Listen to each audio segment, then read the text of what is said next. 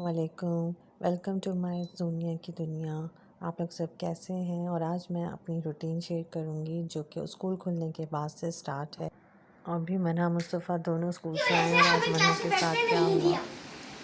हमें अलग क्लास में बता दिया। सारी क्लासों से बच्चे निकाले हाँ, और अपनी क्लास में सिर्फ ना एक अकेली थी जिसकी फीस जमा नहीं थी। तो उन्होंने बाबा कहते थे उन्होंने बोला अगर अब फीस जमा नहीं कल भी नहीं आज भी नहीं कल भी नहीं करवाई ना है ना तो फिर कल भी ऐसे ही बैठना पड़ेगा। होमवर्क वगैरह कुछ नहीं करने दिया।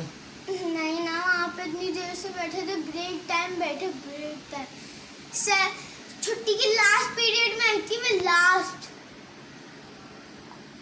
ये होता है जब हम एक मंथ की भी फ़ीस नहीं जमा करवाएं तो वो इसी तरह क्लास से बाहर कर देते हैं।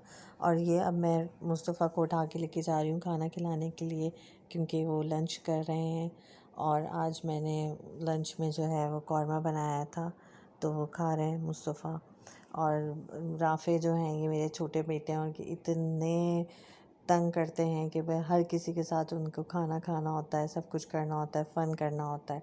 बस यही लगा रहता है इनका सारा दिन। तो बस अब मैं अभी जो है वो मैं कबाब का करने लगी थी, कबाब चढ़ाने लगी थी। और इसमें मैंने जो है क्या कहते हैं साबुत मिर्चें डाली, ज़ीरा डाली मैंने। और उसके बाद इसमें मैंने काली मिर्चें डाली और लहसुन डाला, साबुत लहसुन डाली, बड़ी इलायची डाली और लौंगे डाली और काली मिर्चें डाली और लहसुन डाला, अदरक डाली। ये सब डाल के जो है मैंने थोड़ी खसखस भी डाली। खसखस डालने से ना थोड़ा क्रिस्पी बनते हैं, तो मैं खसखस भी डालती हूँ। तो मैंने ये सब डाल के जो है इसको मैंने चढ़ा दिया जो है क्या। तो अब मैं इसमें जो है थोड़ी देर बाद मैं दाल भी ऐड कर दूँगी, क्योंकि मैं गोश्त को थोड़ा ज़्यादा गलाती हूँ। और उसकी मैं सफाई कर रही हूँ गोश्त की, क्योंकि मेरे पास बोटा रखा हुआ था। मेरे घर में 1-2 दिन बाद दावत थी, तो मैं उसकी तैयारी भी कर रही थी, क्योंकि अकेले हाथ से मुझे सब कुछ करना होता है, तो इसलिए मैं पहले से ही तैयारी करके रखती हूँ। तो अभी मैंने गोश्त साफ़ करके रखा है, मुझे हलीम बनाना है, तो हलीम के लिए मैंने गोश्त साफ़ कर दिया। और ये सब मैं करके अभी फ़ारिग हुई हूँ। मेरी हेल्पर आ गई थी, तो मैंने सफाई करवा ली थी। और ये सब अभी जो है साफ़ सुथरा हुआ है। और राफ़े को अब मैं जो है क्या कहते हैं नहलाने लेके जा रही हूँ। तो उनके कपड़े वगैरह निकाल के मैं अब उसको नहलाऊँगी। बच्चे चले गए थे ट्यूशन, तो वो अब गए हैं घर में। और अब मैं थोड़ा सा घर समेट रही हूँ, क्योंकि राफ़े जो है वो घर बहुत फैलाते हैं। ये मैंने कल मशीन लगाई थी, तो वो आज कपड़े भी रखे हुए थे धोने तय करने के लिए, क्योंकि वो मैं इस्त्री करके कपड़े रखती हूँ ना, तो वो मेरे इस्त्री वाले कपड़े भी रखे हुए हैं कि उनको इस्त्री करनी है मुझे। और अब मैं ये घर को समेट रही हूँ कि जो डाइनिंग पे बैठे बच्चों ने खाना खाया था तो वो साफ़ करना है। और ये सब बर्तन ही उठा रही थी। तो ये अकेले हाथ से यही होता है कि पूरे घर को समेटना होता है, देखना होता है सब कुछ, क्योंकि मेड का होता है सिर्फ वो सफाई करके चली जाती है, समेटती कुछ नहीं है। तो वो उनके साथ भी लगना पड़ता है। फिर छोटे बच्चे होते हैं तो उनके भी काम होते हैं। तो बस ये अभी मैंने मुस्तफ़ा की घड़ी, वो जो स्कूल पहन के जाते हैं, तो वो भी सब बस ऐसे ही उठा के फेंक देते हैं। ये सारे काम मुझे सब रखना पड़ता है, करना पड़ता है। बच्चे ट्यूशन चले गए हैं, तो अब मुझे राफ़े को टाइम देना होता है, क्योंकि राफ़े जब अकेले होते हैं तो उसके बाद जो है वो बस मम्मा को और बहन भाइयों को ढूंढते रहते हैं कि पूरे घर में ना। तो अभी मैं राफ़े को नहलाने लेके जा रही थी, और अभी राफ़े मुझसे कह रहे हैं कि अभी नहीं जाएंगे वो नहाने।